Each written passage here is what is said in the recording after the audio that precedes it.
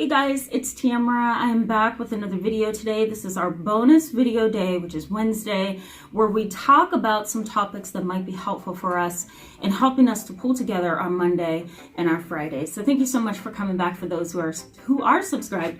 And for those who are not subscribed, I encourage you to hit the subscribe button over here. That way you can stick around with us as we talk about trauma. We're going to be spending the next 3 weeks Mondays and Fridays, and an occasional or periodic Wednesday bonus video talking about trauma. Now, today I want to talk about a subject that we have not talked about on this channel yet, and that is called the dark triad. So let's just go ahead and jump in. The benefits for you in today's video is that you're going to learn about the dark triad. You're also going to learn about how this dark triad can actually be a symptom in an individual who has either traumatized you or who has been traumatized themselves in some fashion. All right, so let's just go ahead and jump in. So when you hear the word dark triad, what comes to mind for you?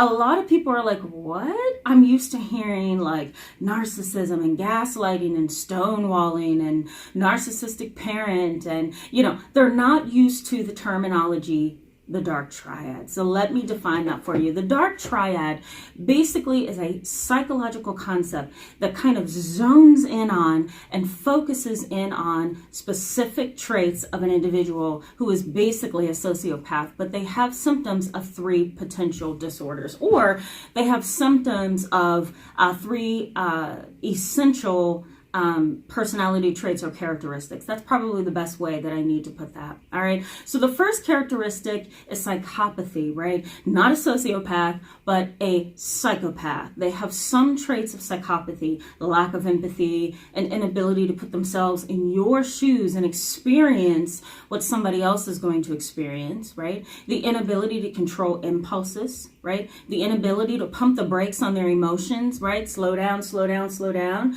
right? They're very impulsive. They have a lot of prefrontal cortex challenges going on there, right? They're disinhibited, right? They have the ability to murder and to manipulate and to scheme and to become a con artist, right? Without any kind of empathy whatsoever. All right, that's the psychopath. And I'm going to post a video up here that you might be interested in viewing where I talked about the differences between a sociopath and a psychopath. All right, so go ahead and check that out. Let me know what you think of that video. But okay, so the first part of that is the psychopath. The second part is the narcissism or the narcissistic personality traits. And you know what that is, right? It's the egocentric me attitude. It's the attitude of everybody's against me because I'm so perfect, I'm so wonderful, right? The sentence begins with me and ends with I, right? There's no room for other people's feelings and thoughts and emotions and experiences, right? It's all about that one individual. Okay, so that's number 2. The next one and the third one is a term known as Machiavellianism. Machiavellianism. All right, I'm going to put that right up here just so you'll know. Everybody kind of pronounces it a little bit differently. But basically what the term describes is the dark triad, right? It describes an individual who is conceited, who is sociopathic, manipulative, deceitful, cunning, and they con you. All right. These individuals are also sneaky, and research suggests that these are the individuals who tend to have more career success than other individuals. They also may do better on dates, right? That initial impression, they seem to ace it with no problem. That initial interview impression, they ace it with no problem, right? Because the whole foundation of this dark triad is the ability to manipulate, deceive, and get over on people. As a matter of fact, these individuals basically see themselves as above and beyond the law, right? That none of the rules of daily life, none of the regulations of daily life has anything to do with them. All right. As a matter of fact, I have written down here that these individuals seem to be good within their profession, okay, because they can mask who they really are. And Dr. Peter Johnson and his colleagues in 2009 did a research study, and they basically said that the dark triad can lead to short-term dating success. And here's why they said that. because of the lack of neuroticism, right? They're not anxious and all uptight and sweating and like, looking for something to fan themselves. They're not overly dramatic. They're very calm and laid back, and that can be a very charming trait for some men to possess, right? Most of us women like those men and those guys who are very charming and calm and in control. So Dr. Jonathan basically says this: look, they lack neuroticism, they lack anxiety, they show forth goal-directed behavior, and they also show forth agency, right? They're in control. And so that initial job interview impression, that initial date impression, right? That initial encounter can be very charming, and they know how to maneuver their characteristics and their behaviors and what they say and how they come across so they can manipulate you. All right. They are very, very methodical in how they manipulate you. So you might be asking yourself, what does this have to do with trauma? Well, I do have to mention two things. One, you might have been raised by a parent who has these characteristics. And if you have, you most likely have experienced some kind of trauma. Here's why.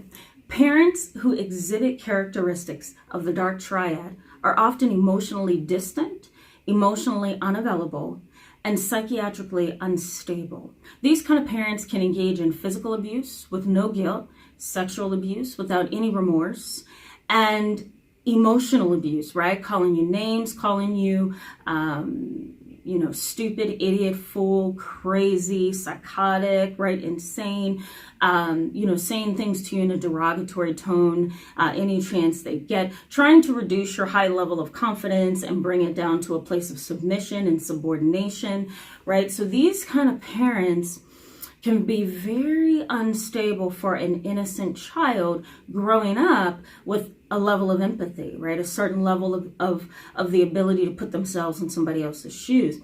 Can you imagine what can happen to a child who is empathetic, caring, compassionate, and loving, and yet they have a parent who has very, very firm and ingrained characteristics of the dark triad? It's a very traumatic situation. So I want to give you some ideas of what can happen to you if you've grown up under parents who exhibit the dark triad traits. Okay, the first thing that you can begin to experience is invalidation. It's kind of like this internal lack of confidence that you have because you've been invalidated for so many years, right? So when you say and do things or you think things, you need reassurance because on the inside, you've internalized that invalidation. You've kind of internalized the questioning of your own abilities, your own rationality, your own intellectual skills, right? The narcissistic and psychopathic and sociopathic parent may have fostered an invalidating environment, which caused you to believe that you're not capable or competent enough to make your own decisions or to arrive at your own conclusions. All right, so that's one. The other one is learned behavior. It is very, very likely that not only do you have the biological structure or genetic structure needed to become this very same way, but you also have learned the behaviors from the parent that you grew up under, right? We learn things from our parents. We learn things from our environment. We also learn things from authority and people who claim that they are in charge. And so you may have, or somebody that you know, may have learned how to behave very similarly to a sociopath, right? Children who have been under parents who have characteristics of the dark triad can grow up and become that very same way. It is very frightening. All right. Think of learned behavior as molding, right? The parent is kind of like the sculptor and you're the clay, right? And the parent is just everything they do to you and everything they say to you and everything they allow to happen to you in your environment. It's molding that clay, guys. And then when you get to a certain age, that parent's hands come off and then you're what they have molded. Now, it's not that cut and clear. It's not that polarized. There's a lot of gray There's a lot of different angles that we can look at this from. So you may not grow up to be exactly like your parents, but you could have some characteristics that are very closely associated with the dark triad. All right. The next thing is learned helplessness, right? Having a parent who is narcissistic and psychopathic and sociopathic, and exhibit the traits of the dark triad. And I'm going to actually put up a chart so you can see what I mean when I say the dark triad, what it looks like. You can learn to give up, right? You can learn to become helpless. I don't know what to do to get out of this. My parents abusive, my parents humiliating and degrading. I'm just going to stay here under this. I'm never going to be anything, right? And so you kind of develop this mindset of learned helplessness, and it can really get you stuck for years on end.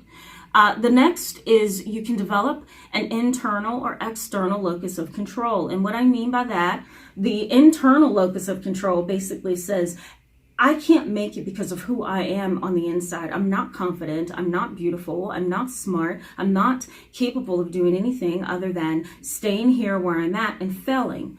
Or the external locus of control, which basically says everything outside of me controls my destiny, right? People who do things to me control me. My narcissistic and psychopathic and emotionally detached parents do things to me.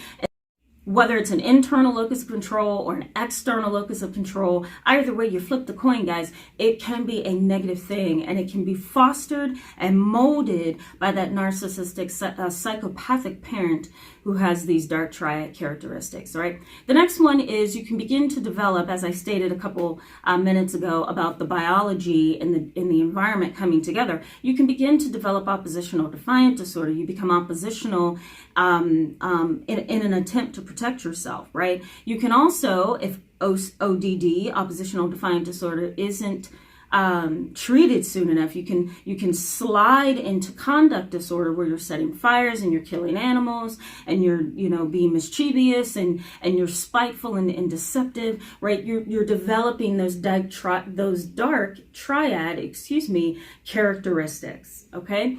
And last but not least, there are neurological changes that can happen to you living under a parent who is like this, right? It's a traumatic reality living under parents who lack empathy.